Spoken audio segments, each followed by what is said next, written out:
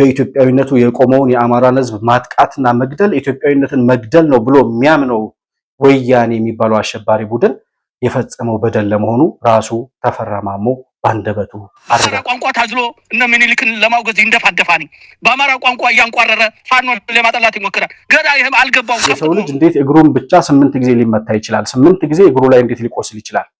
ጀነራሉ እየሮጠ ነበር የሚዋጋው፣ እየሮጠ ነበር የሚያዋጋው። ወደ 8 የሚሆኑ የፍንጣሪዎች እግሬ ውስጥ ተሰክስገዋል።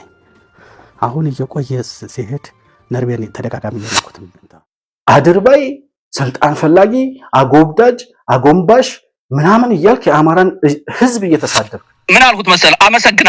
አመሰግናለሁ እኔ አገሬን ጥያለሁ። በየቀኑ እየደመሰሱት፣ በየቀኑ እየገደሉት፣ በየቀኑ እየማረኩት፣ ነገር ግን እነሱ በየቀኑ ካሉበት እየሸሹ ካሉበት ገደል ወደ ሌላ ሸለቆ እየተሻገሩ ያን ያህል ደንፍተው አሁን ማሸሹ።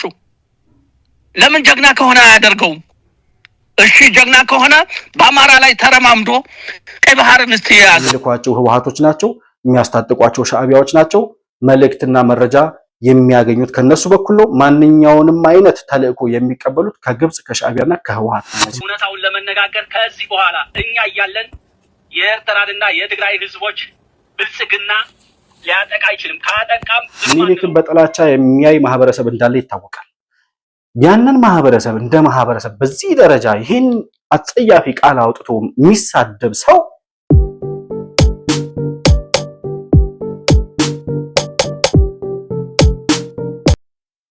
ሰላም ለእናንተ ይሁን። የተከበራችሁ የመሆን መልቲሚዲያ ቤተሰቦች እንደምን አላችሁ?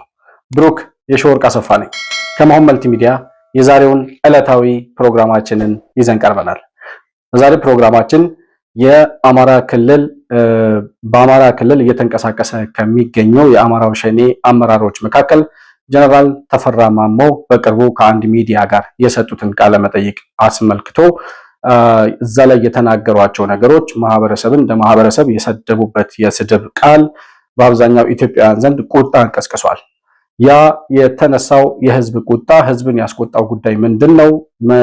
ጀነራሉስ የተናገሯቸው ነገሮች ምን ለማስተላለፍ ፈልገው ነው የሚለውን ጉዳይ አጠር ባለ መልኩ የምንዳሰስበት ፕሮግራም ይዘን ቀርበናል። መሆን መልቲሚዲያን ላይክ፣ ሰብስክራይብ እና ሼር እያደረጋችሁ እንዲሁም በሱፐር ቻት እና በሱፐር ስቲከር ድጋፍ ልታደርጉልን እንደምትችሉም እያስታወስኩኝ ከፕሮግራሙ ጋር አብራችሁ እንድትቆዩ በአክብሮት እጋብዛለሁ።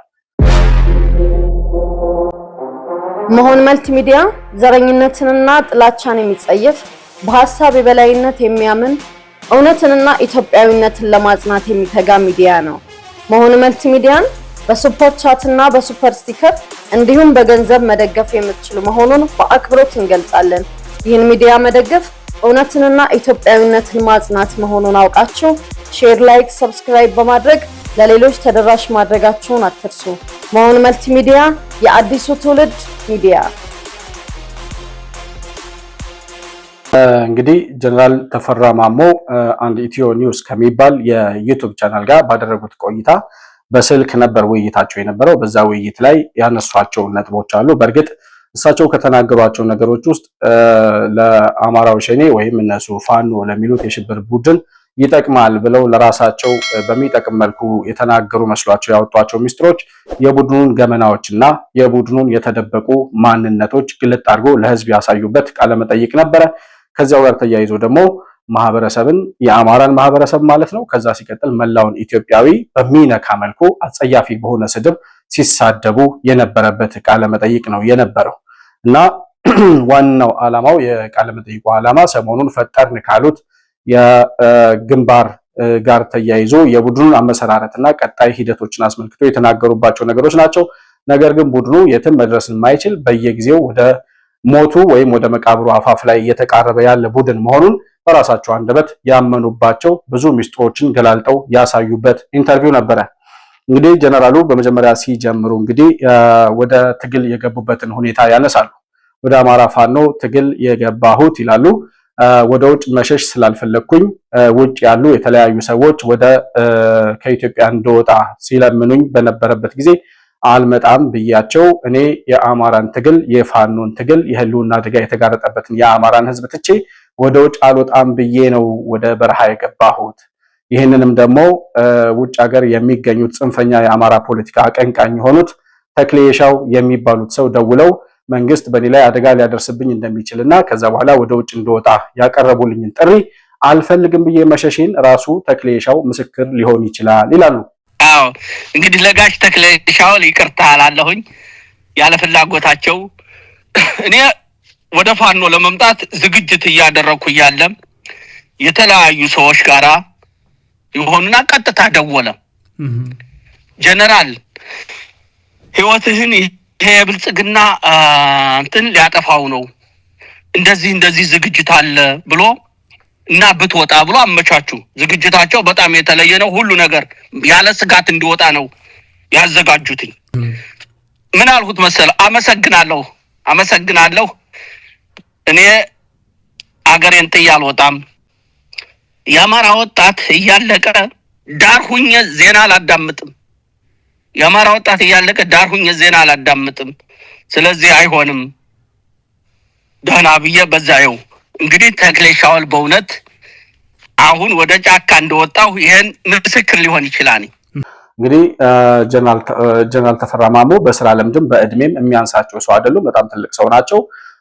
ቤተሰብ የሚያስተዳድሩ የነበሩ በትልቅ አመራር ላይ የነበሩ ሰው ናቸው። ነገር ግን አሁን የሚያወሩትን ነገር ስንመለከት ሰውየው ለእድሜያቸውና ለስራ ልምዳቸው የማይመጥን ማንነት እንዳላቸውና በየጊዜው እየወረዱ ክብራቸውን እያስነኩ በውሸት እና በቅዠት ዓለም ውስጥ የሚኖሩ ሰው መሆናቸውን ያየንበት ነው።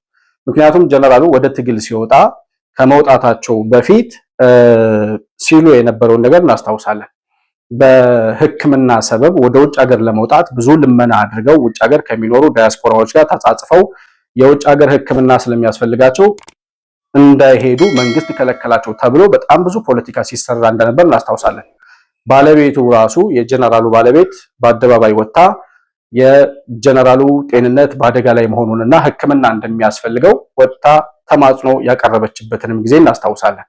ምናልባት ለማስታወስ ያክል የምንረሳ የሚመስላቸው ሰዎች ስላሉ ትላንት ምን ሲሉ እንደነበር ዛሬ የሚዋሹትን ውሸት ተመልሰን ማየት እንደምንችል ለማሳየት ያክል ሁለቱም ጀነራሉም ታመምኩ ሕክምና ተከለከልኩ ያለበትንና ባለቤቱ ወጣ የሕክምና ተማጽኖ ያቀረበችበትን ቪዲዮ ልጋብዛችሁና ተመልሼ እመጣለሁ። አመሰግናለሁ። እንግዲህ ምንድነው የጤና ሁኔታ? ቀደም ሲል በእርስ በርስ ጦርነቱ ተደጋጋሚ የጥይት ምት አለኝ እና ያን እንትን ከድል በኋላም በተለያየ ምክንያት ሕክምና በተገቢ እንትን አልታከሙትም። ወደ 8 የሚሆኑ የፍንጣሪዎች እግሬ ውስጥ ተሰግስገዋል።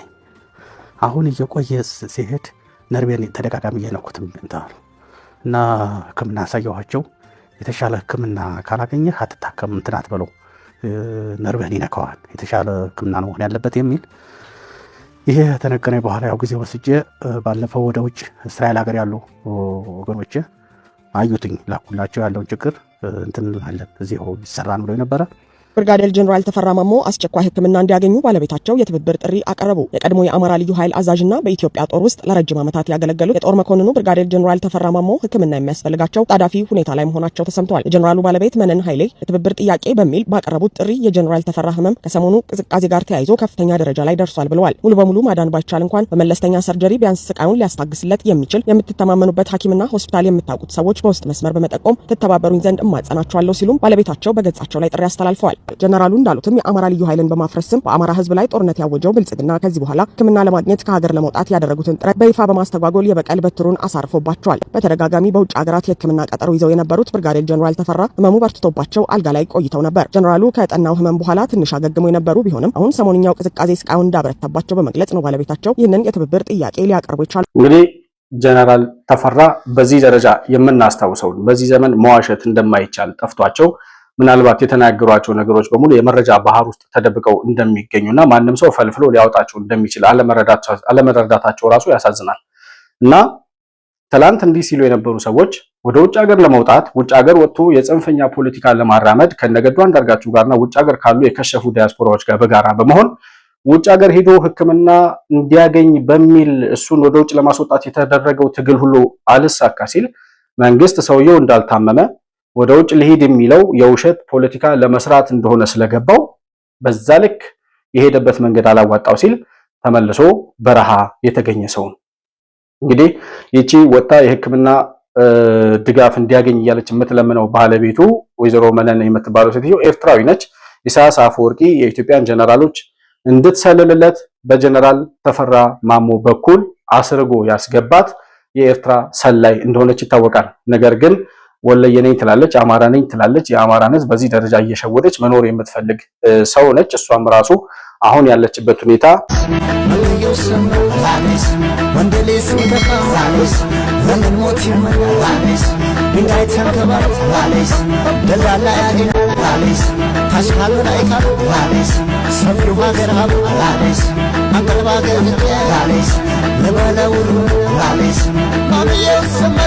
ምናልባት መንግስት ለምን ዝም እንዳላት አላውቅም እንጂ በጣም ጽንፍ የረገጠ ፖለቲካ የምታራምድ የሻዕቢያ ሰው መሆኗን ማንም ልብ ሊለው ይገባል ብዬ አስባለሁ። እንግዲህ በዚህ ደረጃ የነበረው ጀነራል አሁን እያወራ ያለው ውሸት 4 እግሬ ላይ በጥይት 8 ጊዜ እግሬ ላይ ተመትቼ ነበረ፣ ቆስዬ ነበረ፣ ስለዚህ ለዛ ሕክምና ያስፈልገኝ ነበር እያለ የሚያወራው የሰው ልጅ እንዴት እግሩን ብቻ 8 ጊዜ ሊመታ ይችላል? 8 ጊዜ እግሩ ላይ እንዴት ሊቆስል ይችላል? ጀነራሉ እየሮጠ ነበር የሚዋጋው፣ እየሮጠ ነበር የሚያዋጋው። አንድ ጊዜ እንኳን ከፊት ለፊት ወይም ከላይ ከወገብ በላይ መመታት ወይም መቁሰል ያልቻለበት ምክንያት ምንድነው? ወይ ደግሞ ቆሰልኩ ያለው 8 ጊዜ ተመታሁ ያለው ውሸቱን ነው። ካልሆነ 8 ጊዜ እግሩ ላይ ቆስሎ ከሆነ የሰውዬ ለማምለጥ እየታገለ ሲዋጋ የነበረ ፈሪ ጀነራል ነው ማለት ነው። የሚገባን ነገር እሱ ነው። በመቀጠል ጀነራሉ ያነሳው ሐሳብ የአማራ ሕዝብ ላይ ስለደረሰው ግፍና በደል ያነሳና ተጠያቂው ማን ነው የሚለው ምላሽ ነው የሚሰጠው።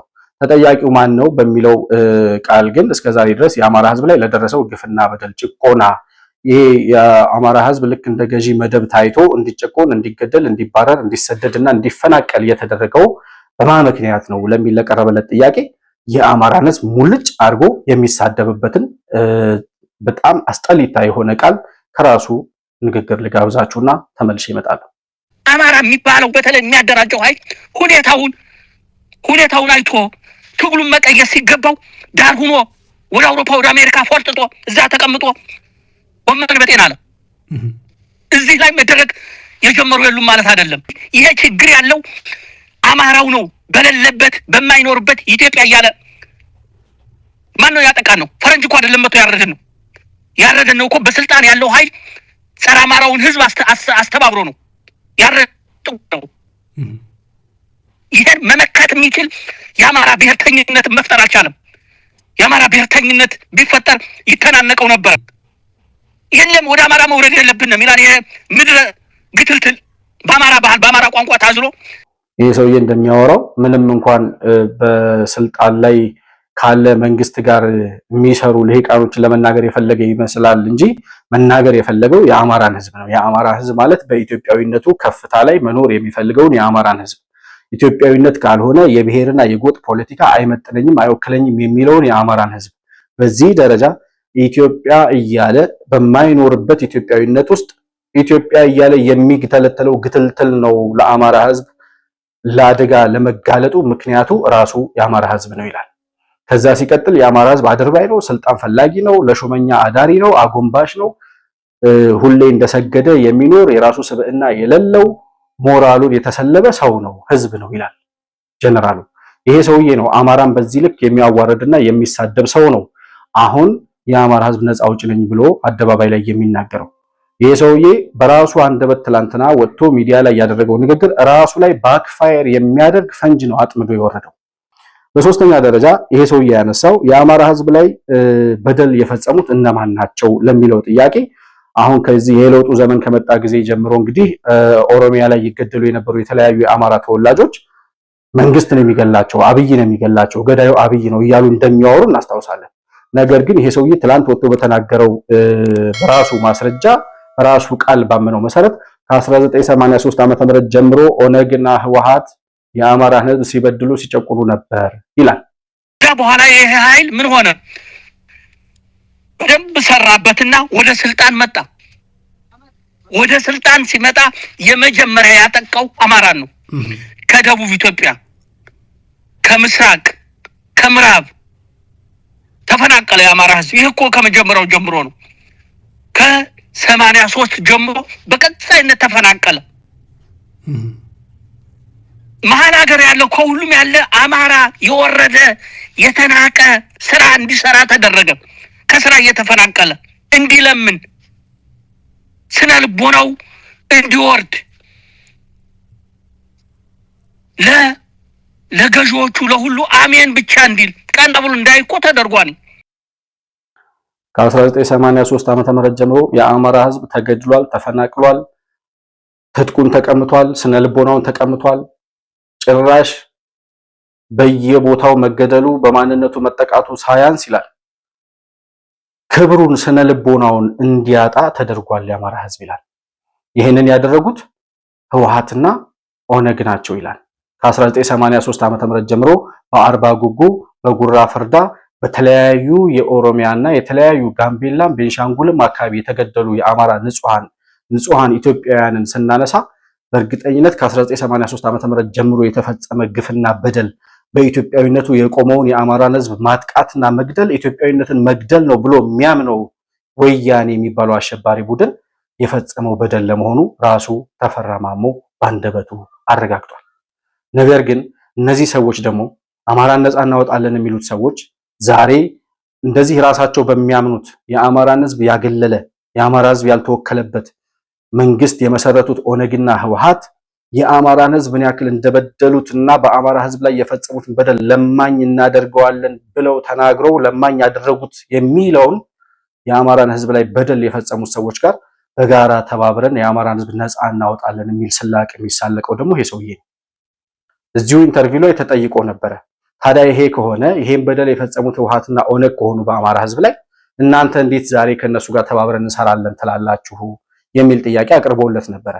ይሄ ጥያቄ ከዚህም በፊት ቀርቦለት ይሄ ሰውዬ ብልጽግና ወይም አሁን ያለው የለውጡ መንግስት ህወሓትንና ሻዕቢያን አጠቃለሁ ብሎ ቢመጣ እኛ ያለን ህወሓትና ሻዕቢያን ማጥቃት እንደማይችል እናሳየዋለን፣ ከጀርባው እንከመርበታለን ብሎ ሲናገር እናስታውሳለን።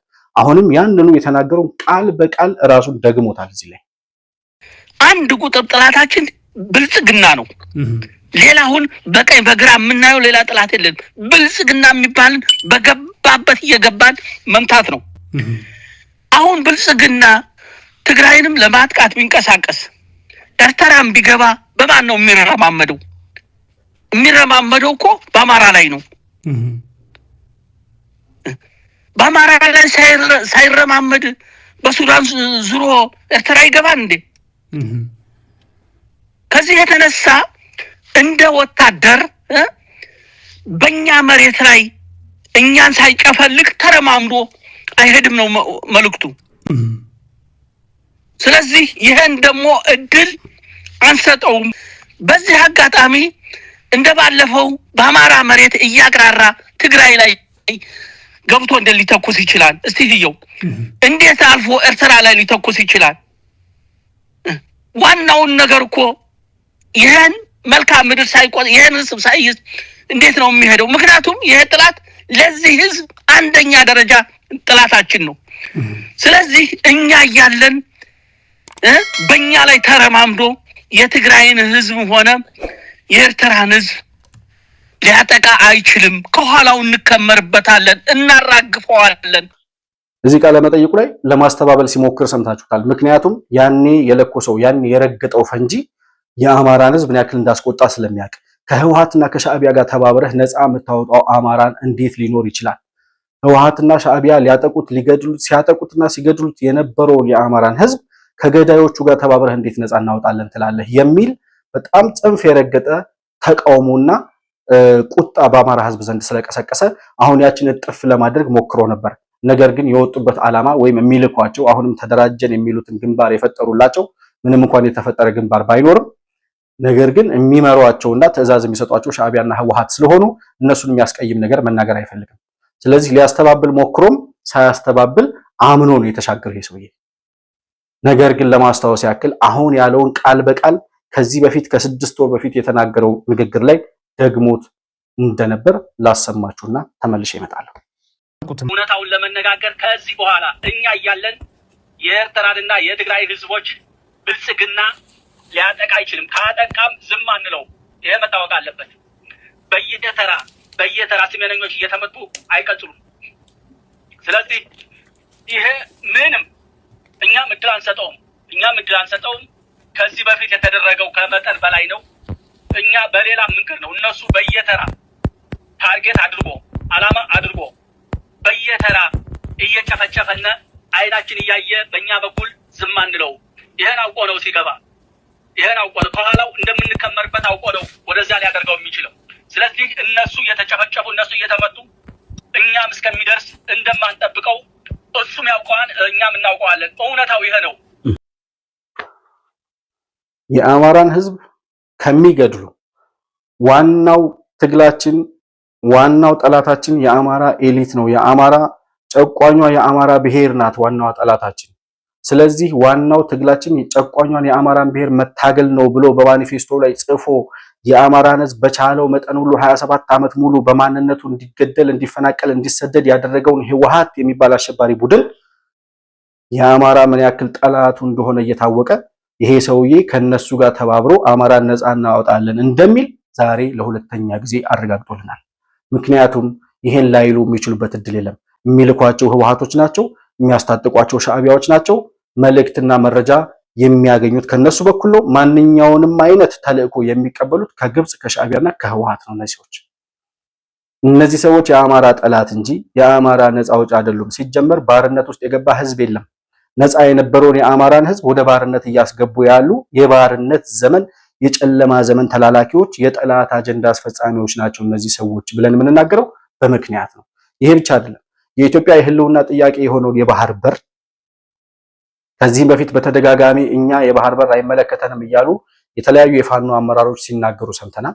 ኢትዮጵያ በታሪክ ያጣችውን በቅኝ ገዢው ህወሓት አማካኝነት ተላልፎ ለሻዕቢያ የተሰጠውን የቀይ ባህር በር የቀይ ባህር ወደባችንን እናስመልሳለን የሚሉ ህወሓት የፈጸመውን ስህተት እናርማለን የሚሉ የኢትዮጵያ ጀግኖች ዛሬ የኢትዮጵያ ስልጣን ላይ ሲመጡ ያንን አጀንዳ ለማስፈጸም እንኳን በጋራ መቆም የማይችሉ የቀይ ባህር ጉዳይ የኛ አጀንዳ አይደለም እያለ ይሄ ጀነራል በቀጥታ በተደጋጋሚ እዚሁ ኢንተርቪው ላይ ይናገራል።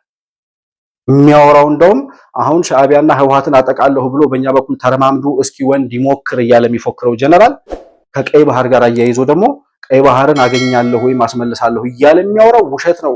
ወንድ ከሆነ ይላል እስኪ ይምጣና በእኛ ላይ ተረማምዶ ቀይ ባህርን ያስመልስ፣ እኛን ተሻግሮ ሄዶ ወንድ ከሆነ ቀይ ባህርን ያስመልስ ይላል። ውሸታም ነው። ይሄ ብልጽግና የሚባለው ውሸታም ስብስብ ነው። የማይሰራውን የማያደርገውን እየወጣ የሚቀደድ የማይሰራውን ይለፈልፋል። ግርም እኮ ጀነራሉ አሁን ይገባና ቀይ ባህርን እንይዛለን ይላል። የሆነ ካርታ ያመጣና ይኸው እያለ ይሸላለማል። ማን ነው ይሄ ኃይል? ይታወቃል እኮ ለፍላፊ ነው የሚል መልእክት አዘል ነው። ይኸው አሁን እኮ ማሸሻየው ያን ያህል ደንፍተው አሁን ማሸሹ። ለምን ጀግና ከሆነ አያደርገውም? እሺ ጀግና ከሆነ በአማራ ላይ ተረማምዶ ቀይ ባህርን እስቲ የያዘው። እንደዚህ ናቸው። ሞራል የሚባል ነገር አልፈጠረባቸውም። የሀገር ስሜት የሚባል ነገር የላቸውም። ተላላኪ ሆነህ ከኖርክ የሻዕቢያና የህወሓትን ፍርፋሪ እየበላህ የምትኖር ከሆነ የነሱን አጀንዳ አስፈጻሚ እንጂ ምንም አይነት ሀገራዊ ዓላማና ራዕይ የህዝብ ጥያቄ ይዘው ያልተነሱ ሰዎች መሆናቸውን ማረጋገጥ የፈለገ ሰው የቀይ ባህርን ያክል የኢትዮጵያ ተፈጥሯዊ ዳር ድንበር ኢትዮጵያ በተፈጥሮ የተሰጣትን የቀይ ባህርን መውጫ በሯን ለማስመለስ የሚደረገውን ትግል ራሳቸው ከኢትዮጵያ ውስጥ የወጡት የኢትዮጵያ ባንዳዎች እና ከባዳ ጋር ተባብረው ያንን ህልም የኢትዮጵያን የባህር በር የማግኘት ጥያቄ እናሰናክላለን፣ እኛ እያለን ቀይ ባህርን አስመልሳለሁ ብሎ በእኛ በኩል አይመጣም ይላል። እነዚህ ጠላት ናቸው። ዋናው ጠላታችን በውስጥ ያለ ባንዳ ነው። የውጩ ጠላት ከጉልበታችን ወይም ከክንዳችን አይሻገርም። ለነሱ የሚያንስ የኢትዮጵያ ህዝብ የለም። ኢትዮጵያ እንኳን አይደለም በዙሪያችን ላሉ ስብርባሪ ሀገራት እኔ ነኝ ላለ ታጥቅ ያለሁ ላለ የውጭ ጠላት የሚመጥን መከላከያ ሰራዊት መገንባት የቻለች በጦርነት ውስጥ መደራጀት የቻለ ተቋም መገንባት የቻሉ መሪዎች አሉ ዛሬ።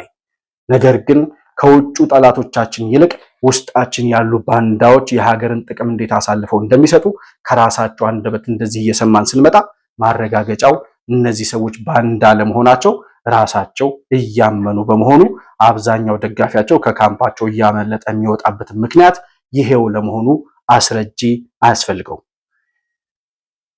ከዛ ይሄ ሰውዬ እንደው ቀይ ባህርንም አታስመልሱም እኛ እያለን ሻዕቢያና ህወሓትንም አታጠቁም እኛ እያለን እነሱን አጠቃለሁ ብሎ ቢሄድ እንከመርበታለን እያለ የሚፎክረው ሰውዬ ምን ተማምኖ ነው? እንደው ይሄ ሰውዬ ስሙን ብቻ ነው ጀነራልነቱን የያዘው ወይስ እንደው የሽምቅ ውጊያ የሚባል ነገር ያውቃል ወይም ደግሞ በጦርነት ምን ያክል ስኬታማ ነው በውጊያ የሚለው ነገር ሲነሳ የሽምቅ ተዋጊነቴ ጠቅሞኛል እያለ ሲናገር እንሰማዋለን።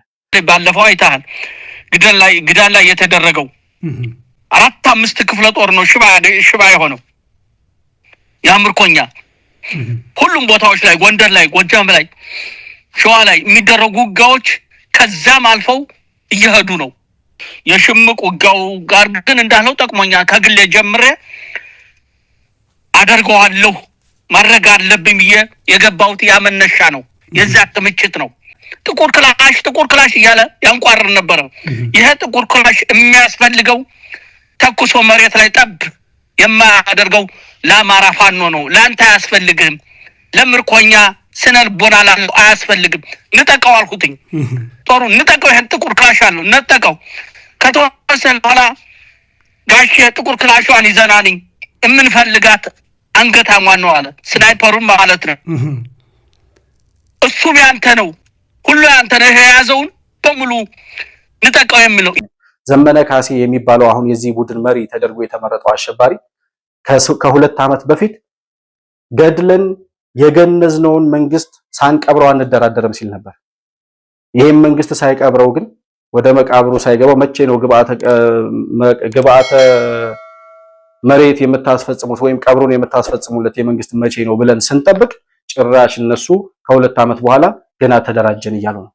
ከ2 ዓመት በፊት ገለን ገንዘነዋል ያሉት መንግስት በየቀኑ መቃብራቸውን እየቆፈረላቸው ወደ መቃብር አፋፋቸው እያደረሳቸው ትላንትና እኮ እንዲህ ብላችሁ ነበር፣ ዛሬ የምታወሩትን ነገር እንዴት እናምናለን የሚል ተከታይ ከውስጣችን የለም ብለው ስለሚያስቡ ያወሩትን ሁሉ የሚያምን ተከታይ ነው ያለን ብለው ስለሚያስቡ ዛሬም እየዋሹ ይቀጥላሉ። በጣም የሚያሳዝነው ነገር መሳሪያውን ቀማ ነው የሚሉት ገደልነው፣ ማረክነው፣ ገነዝነው ምናምን እያሉ የሚፎክሩበት መከላከያ ሰራዊት በየቀኑ እየደመሰሱት፣ በየቀኑ እየገደሉት፣ በየቀኑ እየማረኩት፣ ነገር ግን እነሱ በየቀኑ ካሉበት እየሸሹ ካሉበት ገደል ወደ ሌላ ሸለቆ እየተሻገሩ ከኢትዮጵያ ድንበር ወጥተው ወደ ኤርትራና ወደ ሱዳን እየሸሹ እንዲሄዱ የሚያደርጋቸው ደግሞ ይሄ ማረክ ነው የሚሉት መከላከያ ሰራዊት መሆኑ የነዚህ ሰዎች ውሸት እድሜ እንደማይመርጥ ከጀነራሉ እንድንረዳ ያደርገናል ማለት ነው። ይህ ሰውዬ አንድን ማህበረሰብ እንደ ማህበረሰብ ሲሳደብም እንሰማዋለን። ከአማርኛ ቋንቋው ጋር አያይዞ የአማራ ጠላቶች ይላል። አማራ እንዳይደራጅ እስከዛሬ ሲታገሉ የነበረው አንድ የአማራ ድርጅት እንዳንፈጥር ያደረጉን በአማርኛ የሚናገሩ ነገር ግን በአማርኛ አንቀልባ ታዝለው ምኒልክን የሚሳደቡ እንትኖች ናቸው ይላል። እኔ እሱ ያለው መድገም አልፈልግም። አሁን አማርኛው ቋንቋው ሳይቀር ብልጽግና እየታገለው ነው። ብልጽግና እና ህዝብ የተሰበሰበ አልገባውም። በአማራ ቋንቋ ታዝሎ እነ ምኒልክን ለማውገዝ ይንደፋደፋኒ በአማራ ቋንቋ እያንቋረረ ፋኖ ለማጠላት ይሞክራል። ገዳ ይሄም አልገባውም። ከፍት መሆኑ ነው። ተሰብስቦ በአማራ ቋንቋ በአማራ ባህል እየተስተናገደ አማራ የሚባል የለም ሊልህ ይፈልጋል። የሌለህስ አንተ ነህ የሌለ ኩራት የሌለህ የራስህን ቋንቋ አበልጽግ። ሌላ አይደለም እኮ ያልነው። እሺ ደህና የአማራ ቋንቋ አጨቆናችሁ፣ በራሳችሁ ቋንቋ ተጠቀሙ፣ አበልጽጉት። የአማራን ስም ተሻምተህ እገሌ እያልክ ከምትናገር በራስህ ስም ተጠራ። በዚህ ደረጃ አንድን ማህበረሰብ የሚሳደብ ከምኒልክ ጋር ተያይዞ በተሳሳተ ትርክት የውሸት ታሪኮች ስለተነገሩ በነዛ ትርክቶች አማካኝነት ለምኒልክ ማን የተሳሳተ አመለካከት እንዳለው ምኒልክን በጥላቻ የሚያይ ማህበረሰብ እንዳለ ይታወቃል። ያንን ማህበረሰብ እንደ ማህበረሰብ በዚህ ደረጃ ይህን አጸያፊ ቃል አውጥቶ የሚሳደብ ሰው ጭራሽ ምን ያወራል? እንደዚህ ከተሳደበ በኋላ የአማራ ትግል ኢትዮጵያን የሚያጠቃልል ነው፣ ሙሉ ኢትዮጵያን ሳንይዝ አማራን ብቻ ነፃ አውጥተን አንቆምም ይላል። ምን ማለት ነው? የአማራን ህዝብ እንደ ህዝብ እየተሳደብክ አድርባይ፣ ስልጣን ፈላጊ፣ አጎብዳጅ፣ አጎንባሽ ምናምን እያልክ የአማራን ህዝብ እየተሳደብክ በኢትዮጵያዊነት የኖረውን የአማራ ህዝብ ኢትዮጵያን ብሎ በመኖሩ ኢትዮጵያ እያለ የሚግተለተል ግትልትል ብለህ እየተሳደብክ ሌላውን ማህበረሰብ ኢትዮጵያዊ ማህበረሰብ በዚህ ደረጃ አማርኛ ተናጋሪ የምትለው ማህበረሰብ በዚህ ደረጃ እየተሳደብክ እንዴት ነው አንተ መጥተህ ኢትዮጵያን የምትጠቀልለው? የኢትዮጵያ ህዝብ ምን ይዞ ነው የሚጠብቅ? ያኔ በእርግጠኝነት እነዚህ ሰዎች ቢሳካላቸውና ከአማራ ክልል ከሚባለው ቢሻገሩ ወደ ሌላ ክልል አሁን ባለው የክልል አቀማመጥ ማለት ነው ከአማራ ክልል የመሻገር እድል ቢኖራቸው ለእነዚህ ሰዎች በእርግጠኝነት መናገር የምችለው ለአንገታቸው ገመድ ከዛ ሲቀጥል ለእግርና ለእጃቸው ሰንሰለት ይዞ የሚጠብቅ ማህበረሰብ እንጂ እነዚህ ሰዎች መጡ ብሎ ለስልጣን የሚያጭ አንድ ኢትዮጵያዊ ካለ በእርግጠኝነት እኔ መቀጣት እችላለሁ። ነገር ግን የሚያወሩትን ነገር አያውቁም የምለው ለዚህ ህዝብን እየተሳደቡ ህዝብ ነፃ እናወጣለን የሚሉ ከአማራ ጠላቶች ከአማራ ገዳዮች ከአማራ አፈናቃዮች ጋር አንድ ላይ ተባብረው ከህዋትና ከሻዕቢያ ጋር አማራን ነፃ እናወጣለን የሚሉ ድኩማኖች አማርኛ ተናጋሪ የሚሉት ሌላውን ኢትዮጵያዊ ኦሮሞውን፣ አፋሩን፣ ሶማሌውን፣ ጋምቤላውን በሙሉ በአንድ ፈርጀው በዚህ ቃል በአጸያፊ ደረጃ የሚሳደቡ ተራ ሰዎች ኢትዮጵያን ሳንጠቀልል አንቆምም ይላሉ። እስኪ አማራን ነፃ እናወጣለን ብላችኋል። መጀመሪያ ኢትዮጵያን መጠቅለሉ ይቆያችሁና ከአማራ ክልል ሻገር በሉ እስኪ። አማራ ክልል ውስጥ ነው ወይ የአማራ ጥያቄ ያለው? አማራን ነፃ የምታወጡት ከአማራ ነው ወይ? አማራን ነፃ ለማውጣት ከሆነ እስቲ ከክልሉ ተሻገሩና የሆነ ቦታ ይዛችሁ እናያችሁ። በየቀኑ እየሞተ ያለ በየቀኑ ወደ አዘቅት እየወረደ ያለ አንድ እዚህ ግባ የሚባል ድል አስመዝግቦ የማያውቅ እድሜ ልኩን እንደተሸነፈ የሚኖር ተራ ብሔርተኛ ቡድን ኢትዮጵያን ለስልጣን ሲመኝ በጣም ያሳዝናል። እና በአጠቃላይ እነዚህ ሰዎች ህዝብን እንደ ህዝብ እየተሳደቡ መላውን ኢትዮጵያዊ እየተሳደቡና እያዋረዱ የአማራን ህዝብ አድርባይ፣ ለማኝ፣ ተራ ህልውና ስብዕና የሌለው ሞራል የሌለው እያሉ እየተሳደቡ ነፃ እናወጣዋለን የሚሉትን ህዝብ በዚህ ደረጃ ንቀት እያሳደሩበት ያላቸውን ንቀት በይፋ እየገለጡ ከዛ ሲቀጥል ከአማራ ገዳዮች ጋር ተባብረው እንደሚሰሩ ደግመው ደጋግመው እየተናገሩ ዛሬም ድል ያደርጋሉ ብሎ የሚጠብቅ ሰው ካለ ዛሬም የቀረው ካምፓቸው ውስጥ የቀረው 10ም 15ም ብሔርተኛ ደጋፊ ካላቸው እነዚህ ሰዎች ማንነታቸውን ራሱ ጀነራል ተፈራ ማሞ ቁልጭ አድርጎ ስላስረዳ ዛሬ እንኳን እርማችሁ እንድታወጡ የዚህን ሰው የኢንተርቪው ሂዳችሁ ማዳመጥ ይጠቅማችኋል ለማለት እፈልጋለሁ። ነገር ግን አሁን ተፈጠረ ያሉትንም ግንባር ሲጀመር እንደማይፈጠር ተናግረናል። ሲቀጥል ዘመነ ካሴ የሚባል አሸባሪ እኔ የማንመራው ድርጅት አይኖርም ብሎ እሱ መሪ እንዲሆን ተደርጎ የተመረጠበት አደረጃጀት ስለሆነ በውስጣቸው ያለው ታጣቂ ራሱ በዘመነ ካሴ አንመራም እያለ የሚተማመኑባቸው ታጣቂዎችና የታጣቂው አመራሮች በሙሉ በገፍ የሰላም አማራጩን ተከትለው እየገቡ ነው ያሉት።